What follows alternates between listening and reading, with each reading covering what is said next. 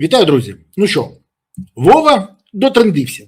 Я не знаю, чи це Вова, для якого будували будиночки у династії, але Вова Зеленський, почав втомлювати Європу. Навіть видання «Політико» відкрито пише: Європа втомилася від лекцій Зеленського. Президент України помітно змінив свій тон у спілкуванні, став різкішим і владнішим, і став частіше читати європейцям нотації. Європейці здивовані такою поведінкою і кажуть запитання: Вова що, вважає себе супергероєм? Чи що? Чи може він думає, що ми не знаємо про Міндіча? І про це вони говорять вже навіть не один на один. Наразі відносини між Києвом та Брюсселем напружені, ймовірно, знаходяться на найнижчому рівні за всю історію аж до воєнного часу, каже один з високопосадовців, по якого цитує «Політико».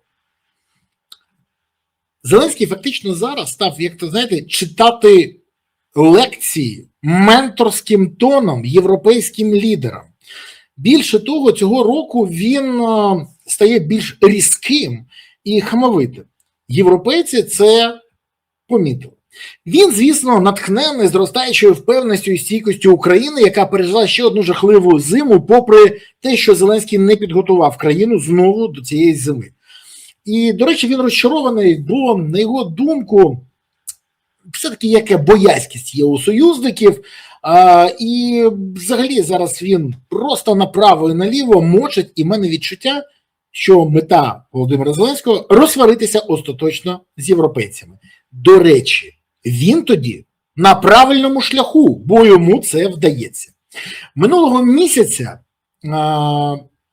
канцлер Німеччини Фрідріх Мерц публічно висловив незгоду з Зеленським щодо його наполегливої вимоги якнайшвидше вступити, щоб Україна вступила до ЄС, назвавши запропонований українським лідером стислі терміни вступу нереалістичними.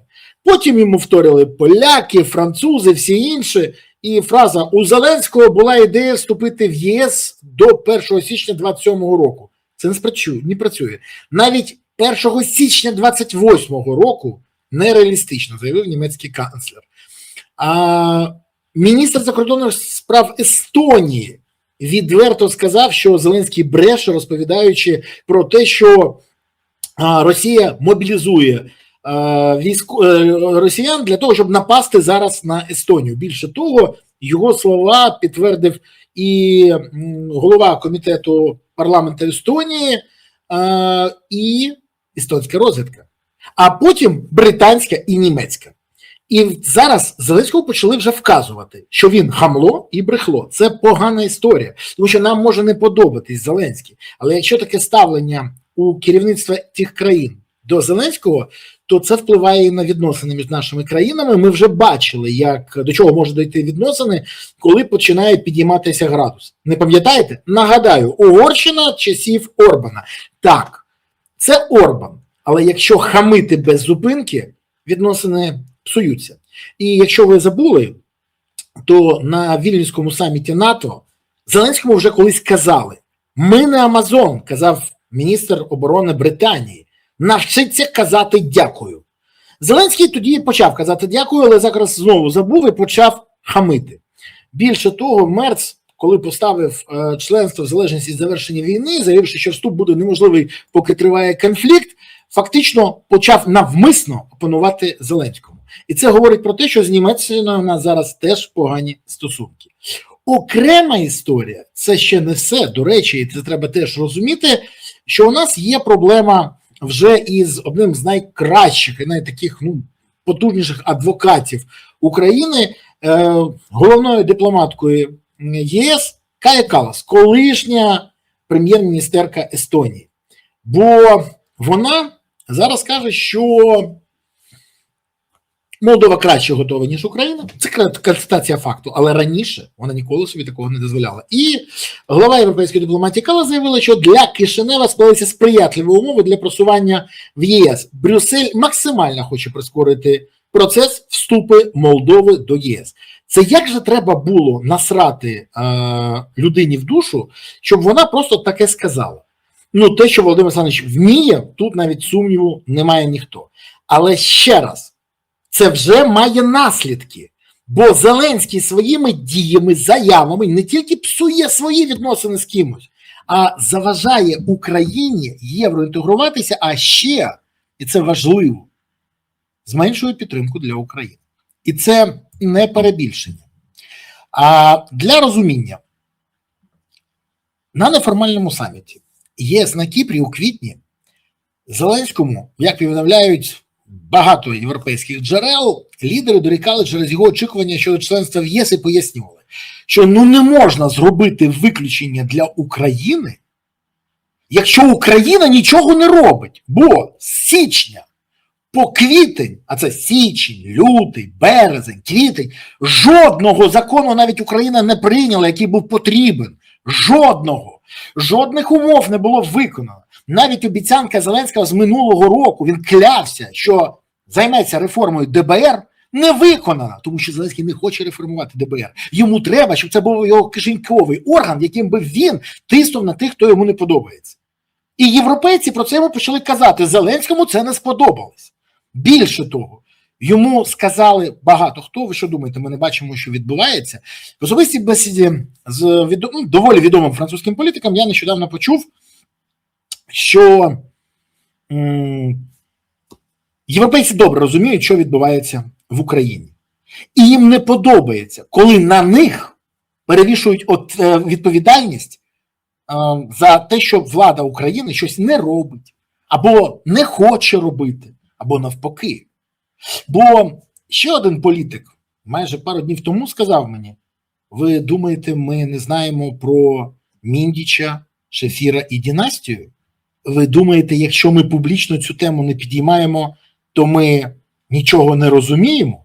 Як нам пояснити своїм виборцям, чому ми повинні давати більше грошей Україні, якщо її президент будує такі будинки?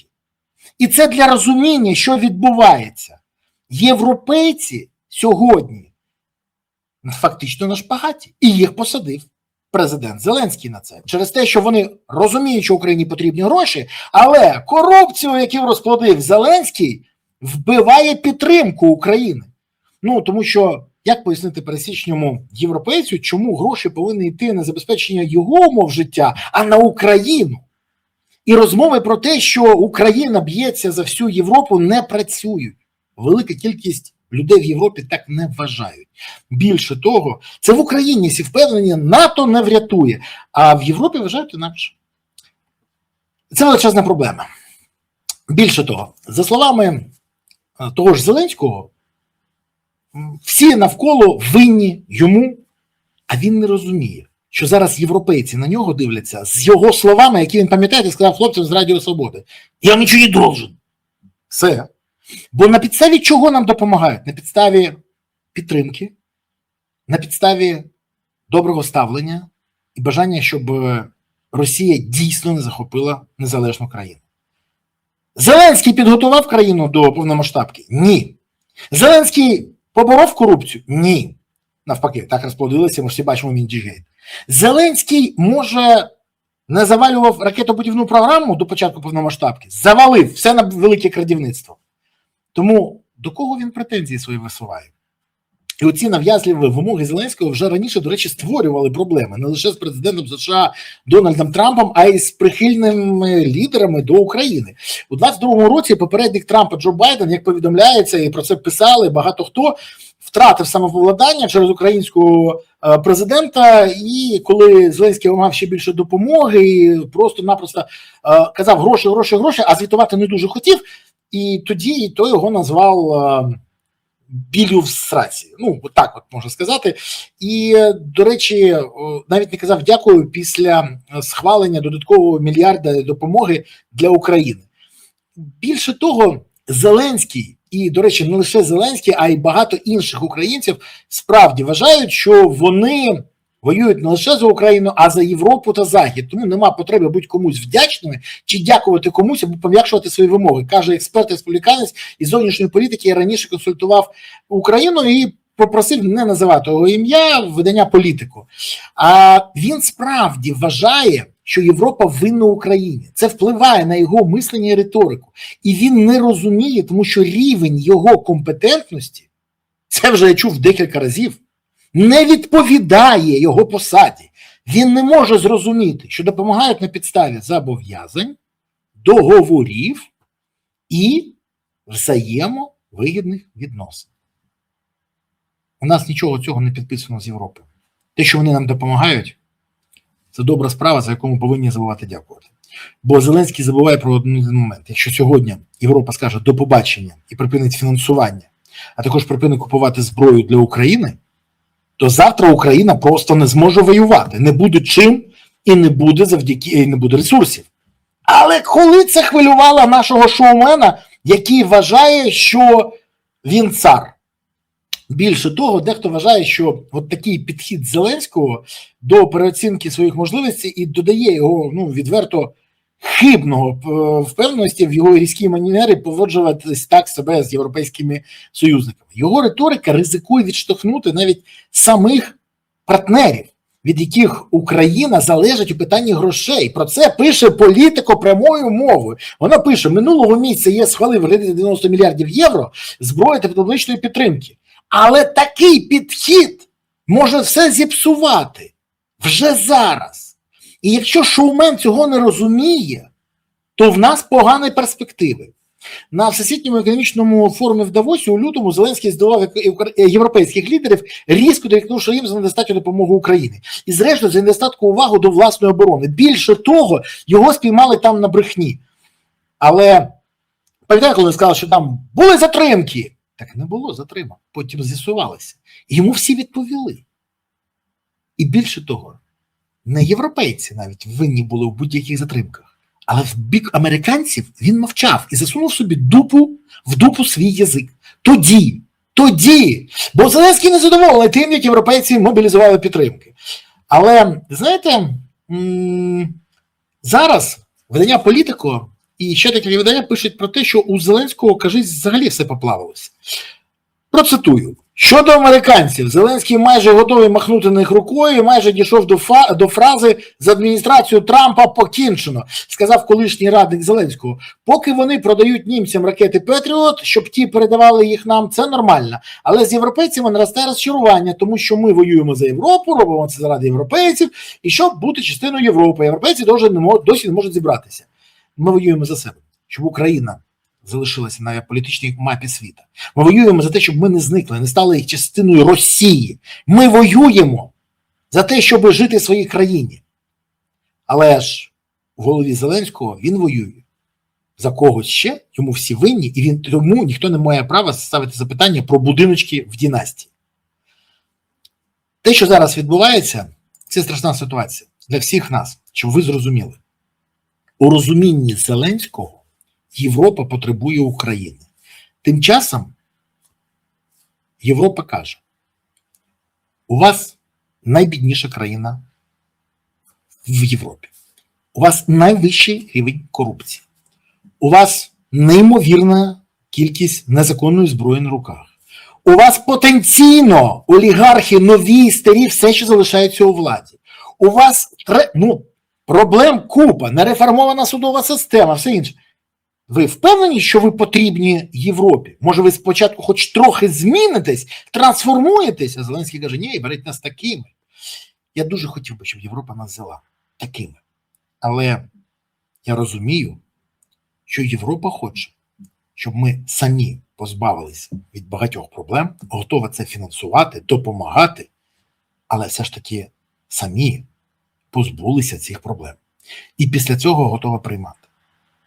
А Зеленський звик як те дитя, якому ніколи ніхто не казав ні і не відмовляв, хоче отримати бажану іграшку.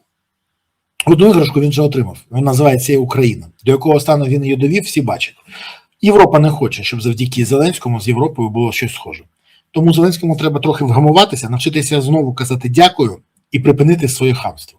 Бо якщо ми сьогодні спостерігаємо, як друзі України змінюють ставлення до країни через дії і заяви Зеленського, це дуже небезпечна ситуація.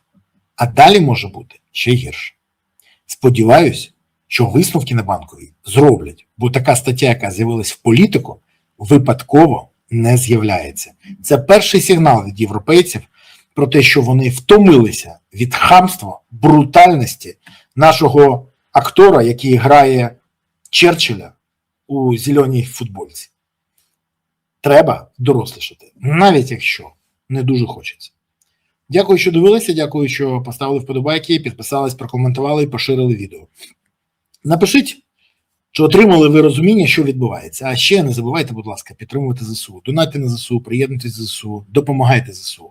І пам'ятайте, ЗСУ – це єдина сила, яка є запорукою того, що Україна є майбутнє. Тож, гуртуємося всі навколо потреб ЗСУ, щоб у України було гідне майбутнє. Дякую вам. Па-па.